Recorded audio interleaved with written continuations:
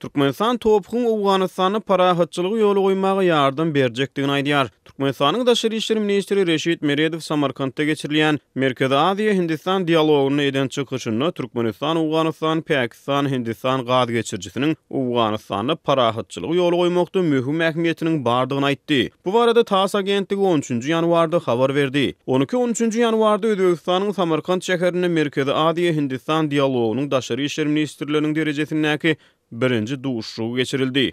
Topuk taslamasy Awganystany durnuklulygy ýoly goýmagy şert döredir. Bu diňe Awganystanyň özüne 12.000 sany iş orunlaryny döredip her ýyl döwlet gaznasyna $1 milliard töweregi girdeji getirir diýip Meredow aýtdy. Foruma Awganystan hem gatnaşýar. Onuň çäginde geçirilen duşuşukda gatnaşyjy ýurtlar söwda, ykdysady, medeni, ynsanperwer we beýleki ulgamlarda özara hyzmatdaşlygy putolandyrmagyň mümkinçiliklerini maslahatlaşdylar. Merkezi Aziýa Hindistan atly dialoguň birinji duşuşynyň çäklerine taraplar Awganystany parahatçylygy, durnuklulygy we rowaj ösüşi putolandyrmagyň mümkinçiliklerini ara alyp maslahatlaşdylar. Şeýle hem gatnaşyjylar tarapyndan Awganystany howpsuzlygyň üpjün edilmegine topuk ýaly iri gurumly taslamalaryň aýratyny ähmiýeti bellenilip geçildi diýip Türkmenistanyň Daşary işleri ministrligi 14-nji ýanwarda çap eden resmi maglumatyny aýtdy. Merkezi Aziýa Hindistan dialoguny Türkmenistanyň, Täjikistanyň, Özbegistanyň, Gazagystanyň, Gyrgyzstanyň, Awganystanyň hemde Hindistanyň Daşary işleri ministrleri gatnaşýar. Reşit Meredowyň Awganystany parahatçylygy ýoly goýmak barada eden çykyşy Türkmenistanyň häkimetleriň harby ähtiýaçdaky ullukçylary hasaba alýan wagtyna gabat gelýär.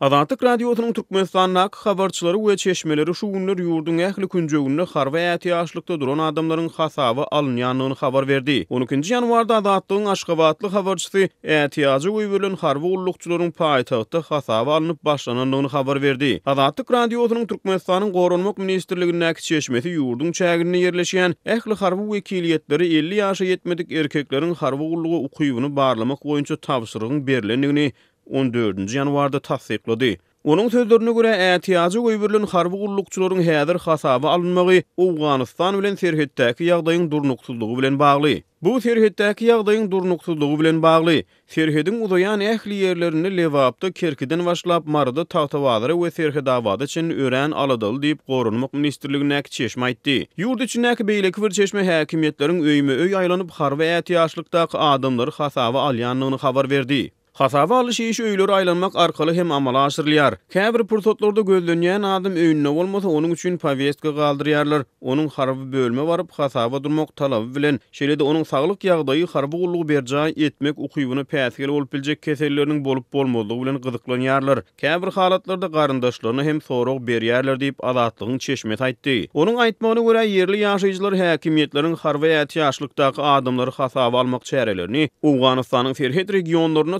Talibanyň güýçlenmegi hemde topuk taslamasyna howp awanmak ähtimallygy bilen ilteşdirýär. 2018-nji ýylyň Tomsyny Türkmen-Awgan serhedine Awganystany neşe gaçakçylar diýilýänler bilen türkmen harbylarynyň arasynda bolan ok atışykda 25 çemeti türkmen eser wepat bolupdy. Resmi Aşgabat Türkmen-Awgan serhedine howpsuzlygyň kadaldygyny aýdyp gelýär.